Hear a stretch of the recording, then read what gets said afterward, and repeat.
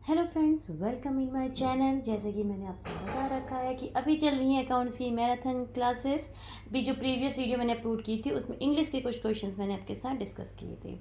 आज जो मैं आपके साथ डिस्कस करने जा रही हूँ वो सारे अभी जो जितनी भी वीडियो मेरी आएंगी अकाउंट्स में वही क्वेश्चंस मैं डिस्कस करूँगी जो कि एग्ज़ाम में पूछे जाते हैं, पूछे गए हैं इससे पहले, या उसी टॉपिक से रिलेटेड क्वेश्चन आ रहे हैं। तो मेरी वीडियो को बिल्कुल भी मिस मत करिएगा और ना ही स्किप करिएगा। तो आज हम स्टार्ट करते हैं अपनी वीडियो की। लेकिन उससे पहले, वीडियो स्टार्ट करने से पहले एक चीज़ बताना चाहूँगी। एक स्टूडेंट ने मेरे से बोला था कि बीआरएस में थोड़ी सी कन्फ्यूज़न है, प्लीज़ उसको आप थोड़ा डिटेल में पढ़ा दीजिए, जो कि बहुत बड़ी बात है, अच्छी बात है। क्योंकि बीआरएस एक ऐसा बैंक रिकन्सिलेशन एक ऐसा है जिससे कि क्वेश्चंस वन लाइनर आराम से बन जाते हैं और उसके लिए क्या सोल्यूशन करना पड़ता है। तो अगर आपको अच्छे से आता है, कॉन्सेप्ट क्लियर है, तो बहुत ही इजी है करना। ये बहुत ही अच्छा टॉपिक भी है एग्ज़ाम के लिए, क्योंकि इसमें बहुत तरीके के क्वेश्चंस बन सकते हैं। सो हम अपना टाइम नहीं करते हैं वेस्ट। आज जो वीडियो स्टार्ट होगी उसमें आपके बीआरएस का टॉपिक कवर होगा। बीआरएस से रिलेटेड कुछ क्वेश्चंस पूछे जाएंगे और कुछ क्वेश्चंस अकाउंट्स के भी होंगे जो कि प्रीवियस एग्ज़ाम में पूछे गए हैं और उसी की तरह एग्ज़ाम में क्वेश्चंस आते हैं और पूछे जाते हैं। सो टाइम नहीं वेस्ट करते हैं, let's start with our topic. So आज का अपना टॉपिक है bank reconciliation statement. Bank reconciliation statement क्या होता है? अगर हम बैंक रिकन्सिलेशन स्टेटमेंट की बात करें, जहाँ पे कोई भी ऑर्गेनाइजेशन का ओनर, ठीक है, क्या करता है, अपनी पासबुक और कैश बुक को टैली करता है। मैंने पहले बताया था कि पासबुक और कैश बुक दोनों ही किसके पास होती है? कस्टमर के पास होती है। जिसका अकाउंट है बैंक में उसके पास होती है। अब क्या आप अपनी पासबुक को डेली अपडेट कराते हैं या बैंक स्टेटमेंट आप डेली निकाल के लाते हैं? नहीं, आप वीकली, मंथली या 15 डेज में ऐसे करके आप अपनी पासबुक को या अपने बैंक स्टेटमेंट को अपडेट करते हैं। लेकिन जो कैश बुक में एंट्री करते हैं, यानी कैश बुक के जो आपके पास जर्नल्स में है, आप जिस पे एंट्री कर रहे हैं, कहीं तो आप अपना ट्रांजैक्शन लिखते होंगे, वहाँ पे आप क्या करते हैं? डेली अपडेट करते हैं। अब मंथ एंड में जब आप अपनी बैंक स्टेटमेंट को, और जो आपने अपने हाथों से या फिर जहाँ पे भी आपने जो भी जैसे भी अकाउंट्स को मेंटेन कर रहे हैं, जब आप उनको टैली करते हैं तो कुछ एंट्रीज ऐसी होती हैं जो आपने अपने कैश बुक में लिख रखी हैं लेकिन उनका अपडेट पासबुक में नहीं हुआ है, यानी आपके बैंक में नहीं अपडेटेड हुई हैं। कुछ एंट्रीज ऐसी होती हैं जो आपके बैंक में तो में अपडेटेड है, यानी आपके अकाउंट्स में तो चढ़ी, ठीक है, आपने जो अकाउंट ओपन किया उसमें तो है, लेकिन आपने के पास जो कैश बुक है उसमें नहीं लिखी हुई है। तो उन्हीं को क्या करा जाता है? मैच किया जाता है और आपका balance as per cash book आपका बैलेंस एज पर पासबुक से मिलना चाहिए। तो बैंक रिकन्सिलेशन क्या कहता है कि सिंपल सी बात है, the balance as per passbook recorded by the bank, need for the bank to reconcile the statement arise from the fact many times there is a difference in both balance। जाहिर सी बात है, cash book में 15,000 आ रहा है तो चला passbook print करवाई या बैंक स्टेटमेंट निकाला तो उसमें 25,000 बैलेंस आ रहा है। तो क्या होता है, इन सारी चीज़ों को टैली करना पड़ता है कि ऐसी कौन सी एंट्री है जो आपने मिस करी है अपनी कैश बुक में, या कौन सी ऐसी एंट्री है जो एक्स्ट्रा आई है आपकी पासबुक में यानी बैंक स्टेटमेंट में। आगे बढ़ते हैं। रीज़न क्या हो सकते हैं बैलेंस्ड में डिफरेंसेस होने के? रीज़न हो सकते हैं difference in timing for recording of the transaction, error made by the bank और firm while recording the transaction.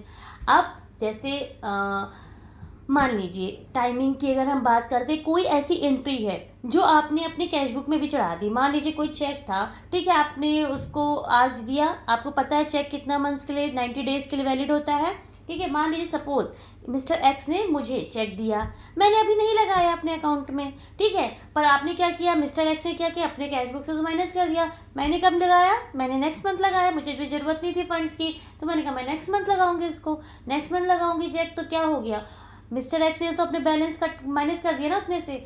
तो कुछ चीज़ें ऐसी तो जो टाइमिंग पे डिफ़र हो जाती हैं, ठीक है। कुछ ऐसी एंट्रीज हो जाती है जो बाय मिस्टेक गड़बड़ी हो जाती है एंट्री में, या कुछ ऐसी एंट्री जो पासबुक में, जैसे बैंक चार्जेस है। बैंक चार्जेस आपको तब पता चलता है जब आपका बैंक स्टेटमेंट आता है, तब पता चलता है कि बैंक ने आपके अकाउंट्स में ये चार्जेस लगा रखे हैं। तो वो चीज़ें हो गई। तो कुछ ऐसी एंट्रीज जिससे आपका बैलेंस डिफर करता है, उसी को हमको टैली करना पड़ता है। अब आता है difference in timing for recording the transaction. आप देखिए जैसे कौन कौन से हैं, check issued by bank but yet not presented for payment. जैसे मैंने क्या बोला, मिस्टर एक्स ने मुझे दिया पेमेंट के लिए अभी, पर मैंने नहीं प्रेजेंट किया, मैंने कहा मैं नेक्स्ट मंथ पेमेंट लूँगी, तो ये क्या हो गया, ये भी डिफरेंस में आ जाएगा। Cheque paid in to the bank but not yet collected. अब मैंने क्या किया, चेक भेजा बैंक में, ठीक है, मैंने अपना चेक कोई अकाउंट में डिपॉजिट किया कि भाई मुझे पैसे मिल जाएंगे, लेकिन सामने वाली पार्टी ने क्या किया, सामने वाली पार्टी ने क्या किया, अभी पेमेंट नहीं दिया, अभी रोक दिया। भाई उसके पास मान लो, आपको पता होगा कि आरबीआई के रूल है कि कुछ बड़ी अमाउंट के होते हैं, उनके कॉल कंफर्मेशन जाते हैं कस्टमर्स के पास, ठीक है, या तो उसमें रोक दिया हो, या फिर अकाउंट में पैसे ना हो, या फिर कस्टमर के अकाउंट में कोई दिक्कत हो, उस वजह से पेमेंट डेबिट नहीं हुआ, डिडक्ट ना हुआ उसके अकाउंट से, या फिर कस्टमर ने बोल स्टॉप पेमेंट लगा दिया हो अभी किसी चेक में कि मेरे भी फंड्स का कुछ इशू है, स्टॉप पेमेंट, पर आपको नहीं पता था, आपको तो नहीं पता था, आपने क्या किया, आपने चेक प्रेजेंट कर दिया बैंक में कि भाई मैंने तो चेक प्रेजेंट कर दिया है, अभी क्या आएगा, मेरे अकाउंट में पैसा आ जाएगा, लेकिन पैसा तो नहीं आया। Direct debit made by the bank on behalf of the customer.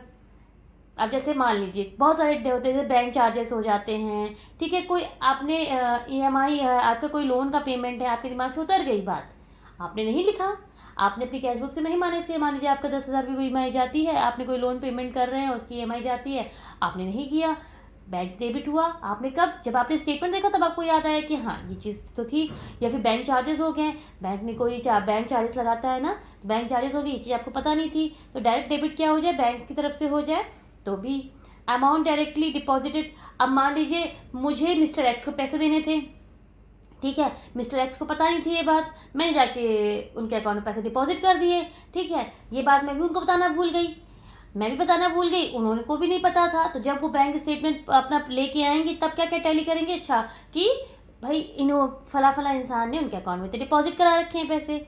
अगर interest and dividend collected by the bank, अब देखिए बैंक जो भी आप अपने अकाउंट में पैसा रखते हैं, बैंक क्या करती है, उसमें इंटरेस्ट देती है आपको।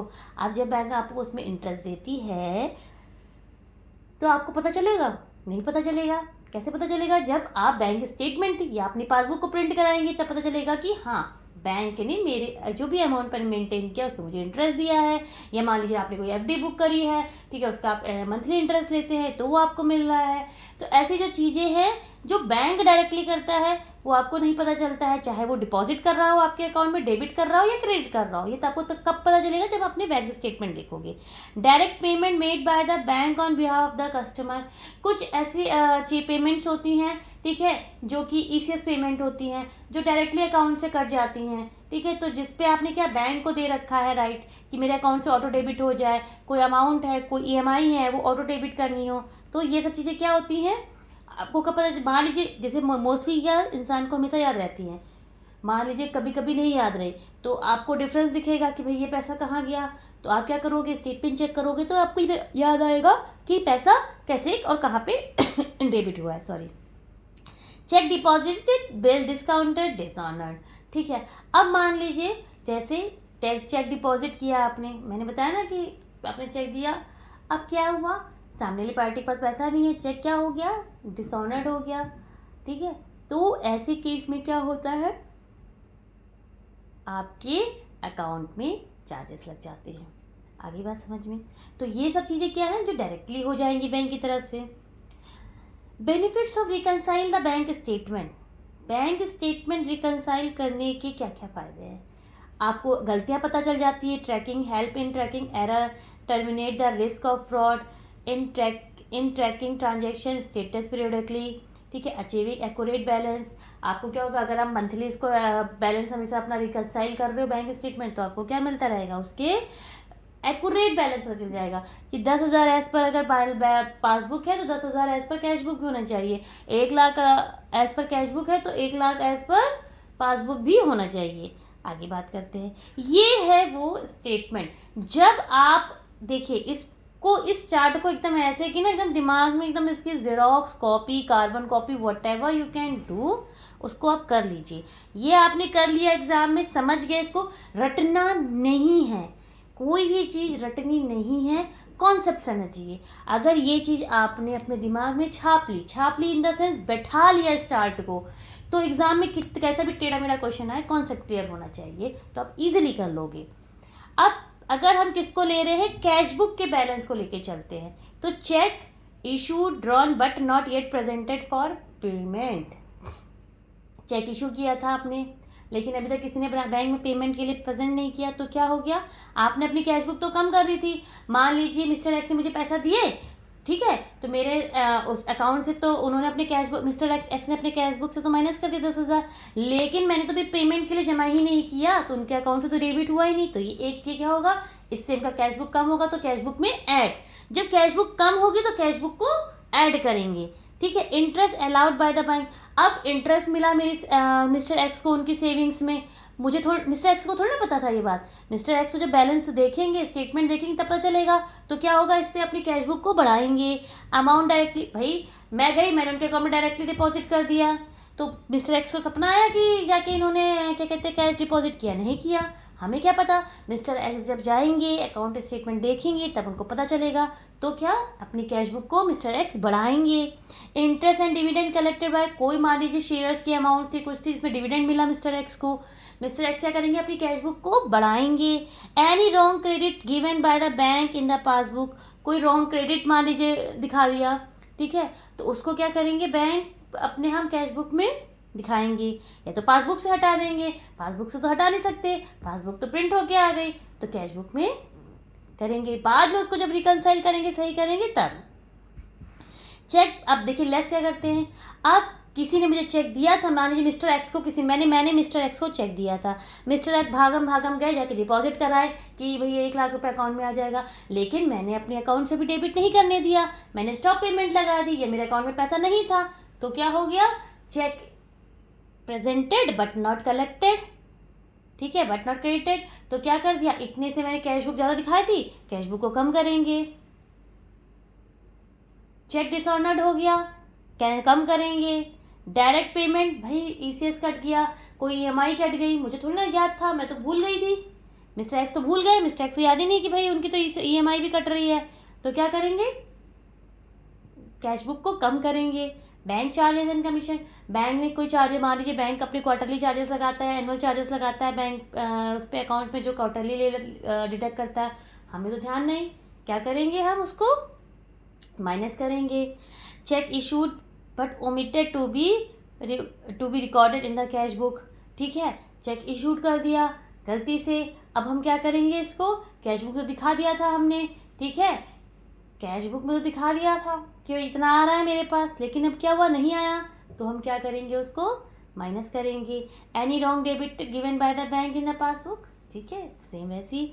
तो ये चीज़ें, अब ये जो चार्ट है इसको दिमाग में, यानी वो सारी एंट्री जो आपके डायरेक्टली पासबुक में आई हैं, ठीक है, या आपने कैश बुक से माइनस कर दी लेकिन पासबुक से नहीं माइनस हुई, वो सब कैश बुक के बैलेंस में ऐड होंगी।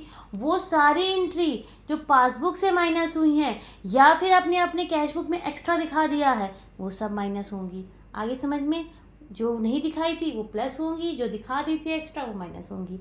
आगे बात समझ में। अब अगर बैलेंस एज पर पासबुक हो तो जस्ट उल्टा, वाइसा वर्सा, जो लेस है वो ऐड में चला जाएगा, जो ऐड है वो लेस में। इसीलिए cash balance as per cash book को अच्छे से दिमाग में बैठा लीजिए, तो बैलेंस एज पर पासबुक अपने आप बना सकते हैं। अब आते हैं पहले क्वेश्चन पे, what is the bank reconciliation statement. होता क्या है बैंक रिकंसिलिएशन स्टेटमेंट, अभी पढ़ाया है, देखिए ध्यान से क्या हो सकता है।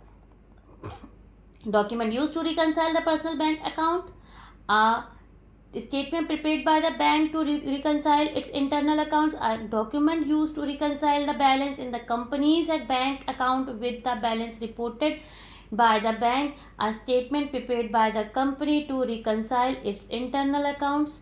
तो इसका करेक्ट आंसर है ऑप्शन नंबर सी, वो डॉक्यूमेंट जिससे आप अपनी कंपनी के बैलेंस और अपने बैंक के स्टेटमेंट को आपस में टैली करते हैं, यानी a document use to reconcile the balance in a company's bank account with the balance reported by the bank. आगे बात समझ में, आगे बढ़ते हैं नेक्स्ट क्वेश्चन पे।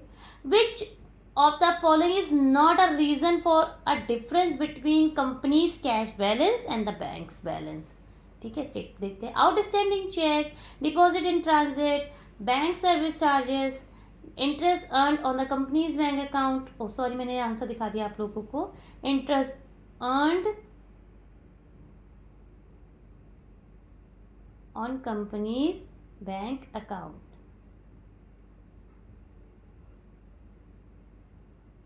Next question, a check that has been issued by the company but has not yet been presented to bank for payment is referred to as option and as outstanding check, a deposit in transit, a bank service charges, a bank error। वो cheque कोई issue किया company ने पर अभी भी present नहीं हुआ है for payment, it's refer to, क्या रिफर होगा वो? आंसर है आउटस्टैंडिंग चेक। आउटस्टैंडिंग चेक क्या है? कभी भी प्रेजेंट होने के लिए आ सकता है, ठीक है।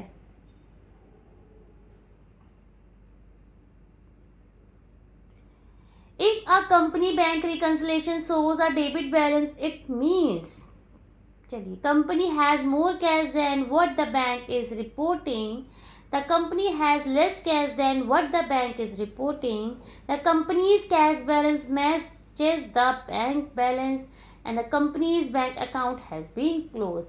If a company's bank reconciliation shows a debit balance, अगर डेबिट बैलेंस दिख रहा है बैंक रिकंसिलिएशन स्टेटमेंट में तो क्या होगा? करेक्ट आंसर बताइए। आते हैं करेक्ट ऑप्शन पे। The company has less cash than what bank is present reporting, ठीक है। कैश क्या है? कंपनी का कम है जितना कि बैंक रिपोर्ट कर रहा है। आगे बढ़ते हैं। Bank service charges are recorded on the company's book as an increase to cash, a decrease to cash, an increase to expenses, an increase to revenue. बहुत ईजी है। कोई भी बैंक सर्विस चार्जेस है, ठीक है, बैंक चार्जेस हुए हैं, आपने क्या किया? पहले तो उसको कॉन्सेप्ट समझो। बैंक सर्विस चार्जेस थे, बैंक ने अपने चार्जेस लगाए, आपको पता था लगे हैं चार्जेस? अभी नहीं पता था। आपने बैंक स्टेटमेंट देखा, आपको पता चला कि आपके जितने भी रुपए लगे हो वो आपके बैंक चार्जेस लगे।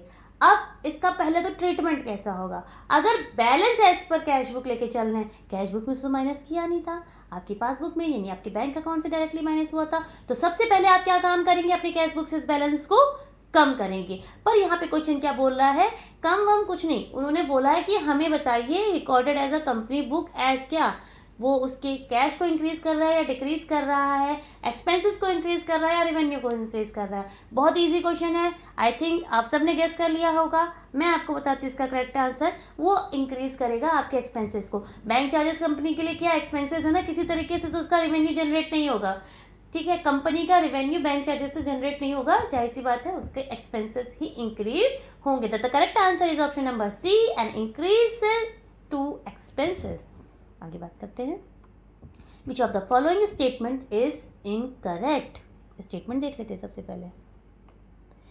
पहला स्टेटमेंट कहता है under self balancing ledger system only 2 ledger accounts are prepared, debtors ledger and nominal ledger, ठीक है। Option number B, under the self balancing ledger system a complete trial balance can also be prepared only taking up the balance of the ledger accounts, debtors ledger is also known as sold ledger or sales ledger, which is maintained for recording personal account for trade debtors under self balancing ledger system.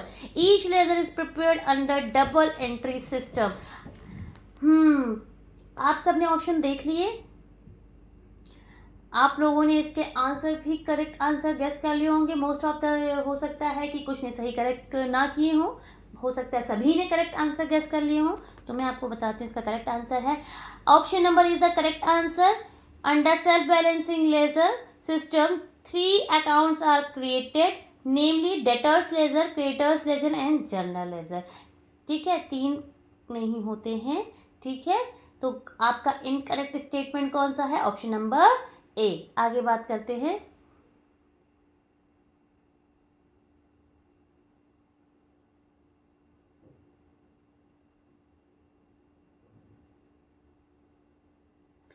Sorry, option number A, क्योंकि इसमें क्या बताया है?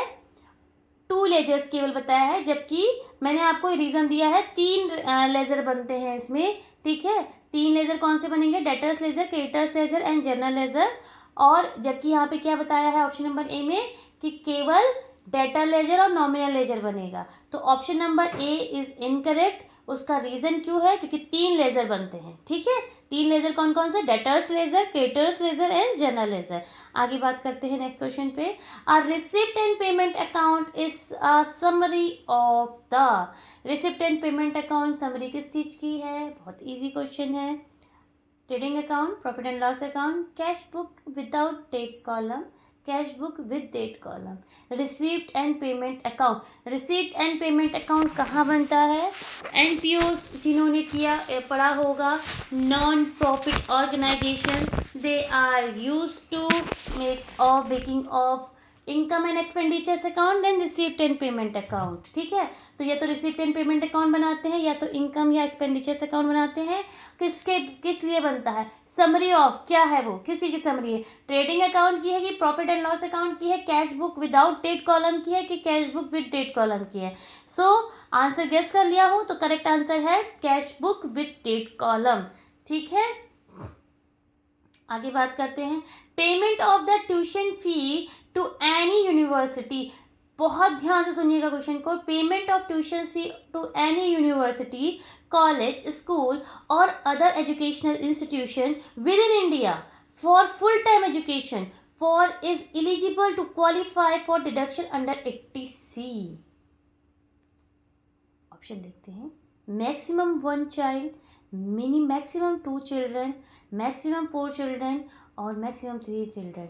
Income tax act के according आप अगर अपने बच्चों को एजुकेशन करा रहे हैं, फुल टाइम एजुकेशन करा रहे हैं, तो कितनी एलिजिबल डिडक्शन के एग्जम्पशन के लिए कितने बच्चों की एजुकेशन की फीस डिडक्शन में या आप उसका एग्जम्पशन ले सकते हैं, ठीक है। ये इनकम टैक्स का रूल है, आई थिंक सबको पता होगा। तो करेक्ट आंसर है option number B, maximum 2 children का आप ले सकते हैं।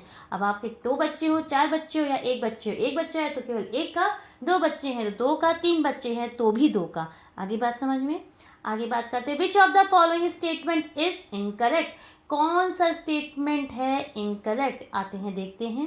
Income and gains other than sale are written on the credit side of the profit and loss account, only those revenue expenses and losses which relate to the current year are debited to the profit and loss account, carriage outwards is recorded on the credit side of the profit and loss account. The profit and loss account start with the gross profit on the credit side or the gross loss on the debit side. देखिए कौन सा statement incorrect है।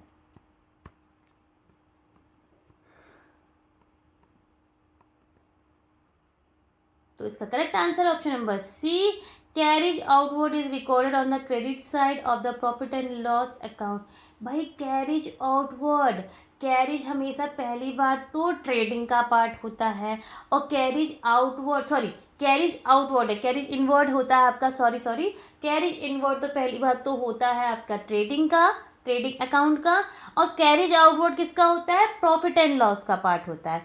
Carriage outward किस पे लगता है हमेशा, जो आपका आउटपुट, जो भी प्रोडक्ट बन चुके हैं उस पे जब सेलिंग का जो भी प्रोसेस होगा, यानी कि फैक्ट्री से सामान निकलने बाहर जाने पे जो भी कैरिज लगता है, this is your carriage outward, ठीक है। नहीं, सेल्स पे लगता है वो, और सेल्स का जितना भी होता है वो कहाँ पे आएगा, प्रॉफिट एंड लॉस में आता है।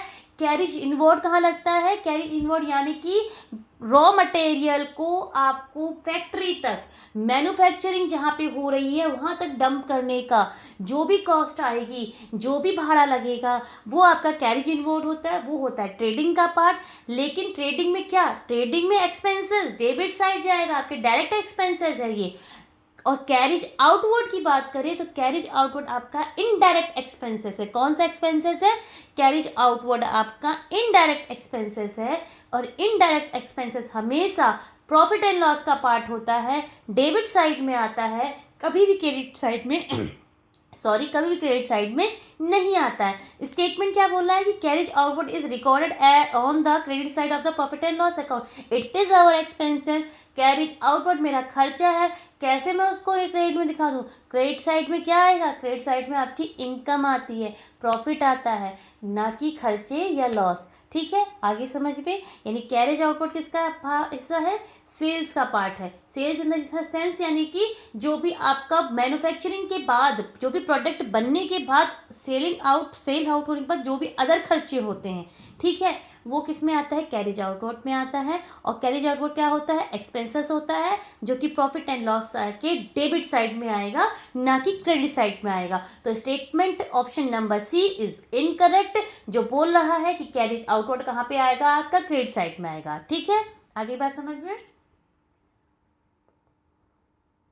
For the assessment year 2023-24 provide deduction to an individual assets in respect of interest on loan taken for higher education. Higher education मैंने आपको बताया था 80CC D1, ठीक है। 80C यानी कि पीएफ, आपका जो पीएफ हो गया, LIC में आपने कुछ कर रखा है, कोई भी आपने इन्वेस्टमेंट स्कीम ले रखी है, ठीक है, वो हो गया। आपने कोई टर्म प्लान ले रखा है, यानी आपने अपना इंश्योरेंस करवा रखा है, अपना लाइफ इंश्योरेंस करा रखा है, दैट इज कवर्ड। पीएफ आपका कवर्ड हो जाता है 80C में, जहाँ पे आपकी 1.5 लाख की डिडक्शन मिल जाती है आपको 80CC D1। एनपीएस क्या कहता है आपसे? एनपीएस कहता है कि भाई नेशनल पेंशन स्कीम, जो भी क्या कहते हैं, अब तो पेंशन किसी को नहीं मिलती है, ठीक है, तो कुछ भी कोई भी एम्प्लॉय जो अपनी सैलरी का कुछ पोर्शन एनपीएस में क्या कहते हैं इन्वेस्ट कर रहा है फॉर फ्यूचर अर्निंग, तो वो एनपीएस का पार्ट है। 80D आपको पता है, 80D किस चीज़ का था? मेडिकल का था, ठीक है। 80DD मैंने बताया था बड़ी बीमारी, ठीक है, तो वो हो गया। 80U, 80TTA, 80E, तो ये जो आपकी डिडक्शन है बहुत इम्पॉर्टेंट हैं, उससे क्वेश्चंस पूछे ही जाएंगे, ठीक है, क्योंकि CPPCL में चीज़ ध्यान दीजिएगा, अकाउंट्स के जो भी क्वेश्चंस हो रहे हैं तो वो आपको ये नहीं कि आपको सिर्फ एग्ज़ाम पास करना है, यानी जो वहाँ पे रियल में अकाउंटिंग होगी उसके लिए आपको कितनी नॉलेज है इसका है, ठीक है। अब आते हैं इस क्वेश्चन पे, कह रहा है कि हायर एजुकेशन के लिए आपने लोन लिया है, तो डिडक्शन किस सेक्शन में प्रोवाइड होता है? आते हैं 80E में, 80DD में, 80DD में या 80EE में। तो 80DD और 80DD तो समझ में आ गया होगा। अब करेक्ट आंसर आपने गेस कर लिया होगा, तो इसका correct answer option number A 80E। 80E यानी एजुकेशन। एजुकेशन यानी एजुकेशन पे जो लोन ले रखा है उस पे जो आपको इंटरेस्ट है, लोन पे प्रिंसिपल पे नहीं, इंटरेस्ट की मैं बात कर रही हूँ, ठीक है। इतनी बात समझ में आई, आगे बढ़ते हैं। ये थे कुछ इंपॉर्टेंट क्वेश्चन जो कि प्रीवियस ईयर पूछे गए थे, ठीक है, और पूछे जाते हैं। ज़रूरी नहीं है कि क्वेश्चन क्या कहते हैं इतना ही, हो सकता है कि अमाउंट पे भी क्वेश्चन पूछ ले कि 80A में कितना डिडक्शन मिल सकता है, ठीक है, या 80C में कितना डिडक्शन मिल सकता है। तो अगर हम कोई सेक्शन पढ़ रहे हैं, सपोज 80TTA पढ़ रहे हैं, 80TTB भी है, 80TTA पढ़ रहे हैं, 80TTA है क्या? 80TTA मैं एग्जांपल ले रही हूँ, एक 80TTA सेक्शन कहता है कि कोई भी पर्सन, ठीक है, इंडिविजुअल जिसने क्या करा हुआ है पोस्ट बैंक में, ठीक है, बैंक अकाउंट में कोई भी सेविंग्स कर रखी है, उस पे जो इंटरेस्ट आ रहा है उसको, वो कितना माफ़ होता है? 10,000 तक का है तो वो फुल्ली एग्जेम्प्ट होगा। अगर उसकी इंटरेस्ट इनकम कितनी है? 10,000 तक की है तो वो फुल्ली एग्जेम्प्ट होती है। अगर मान लीजिए कोई कहता है जैसे कि मैडम 8,000 है, तो हम 8,000 का डिडक्शन देंगे, हम 10,000 थोड़ी ना दे देंगे। अगर वो कहता है कि भाई 15,000 है, तब हम 10,000 देंगे। तो यानी कि मैक्सिमम कितनी है? 10,000 आपको डिडक्शन मिल सकती है। तो आपसे अगर आप डिडक्शन पे क्वेश्चन पढ़ रहे हैं तो डिडक्शन के सेक्शन किससे रिलेटेड है, ठीक है, यानी 80TTA था तो किससे रिलेटेड है? तो पोस्ट बैंकिंग या बैंक अकाउंट्स में सेविंग पे इंटरेस्ट पे रिलेटेड है। डिडक्शन कितना मिल सकता है? मैक्सिमम 10,000 मिल सकता है। तो इस तरह के को पूरे से उसको अच्छे से कवर करिए, ताकि एग्ज़ाम में अगर एग्जामिनर कितना भी घुमा के क्वेश्चन पूछे तो आप कर ले जाएं। अभी मैं बता दूं, कुछ जो एग्ज़ाम हो रहे, अब जो UPPCL के एग्ज़ाम हो रहे हैं वो थोड़े से हाई लेवल कर दिए गए हैं। हाई लेवल इतना भी टफ नहीं किया गया है, लेकिन हाँ जो क्वेश्चंस हैं थोड़े से उन्होंने मॉडरेट कर रखे हैं। तो अपनी नॉलेज को भी आप मॉडरेट करिए। और अगर आपको कोई भी डाउट होता है किसी भी टॉपिक में, कोई भी डाउट है, जैसे एक स्टूडेंट ने मुझसे BRS पूछा, तो मैंने BRS का थोड़ा सा 4-5 मिनट का था टाइम लगा उसमें, मैंने उसमें बेसिक जो कॉन्सेप्ट होना चाहिए वो क्लियर कर दिया। अब BRS से रिलेटेड जितने क्वेश्चन होंगे आप आराम से कर सकते हो। इसी तरह आपको आज की वीडियो में कोई भी डाउट है आप मेरे से कमेंट सेक्शन में पूछ सकते हैं। एंड अगर आपको मेरा वीडियो अच्छा लग रहा है तो प्लीज़ लाइक करिएगा, शेयर करिएगा, सब्सक्राइब करिएगा मेरे चैनल को, और हो सके जितने लोगों को आप इसको बांट सकते हैं उतने लोगों को बांटिएगा। And all the best for your examination. और आपको बहुत एक चीज़ बता दूँ, UPPCL की कंफर्म डेट है 21, 22, 23, इनमें से किसी भी दिन कभी भी एग्ज़ाम कंडक्ट हो सकता है। दूसरी चीज़ 10 जून तक एडमिट कार्ड कंफर्म है, आ जाएंगे। This is the update which I have received today through message, जो मुझे मिली थी, ठीक है, जो मैंने सोचा कि आपके साथ शेयर कर दूं। और अगर आपको कोई भी डाउट हो रहा है क्वेश्चन से रिलेटेड, किसी भी टॉपिक से रिलेटेड, किसी भी सब्जेक्ट में, either is audit, income tax, accounts, English, ठीक है, कुछ भी किसी में भी डाउट हो रहा है आप मेरे से पूछ सकते हैं, ठीक है। Bye bye guys, all the best, bye.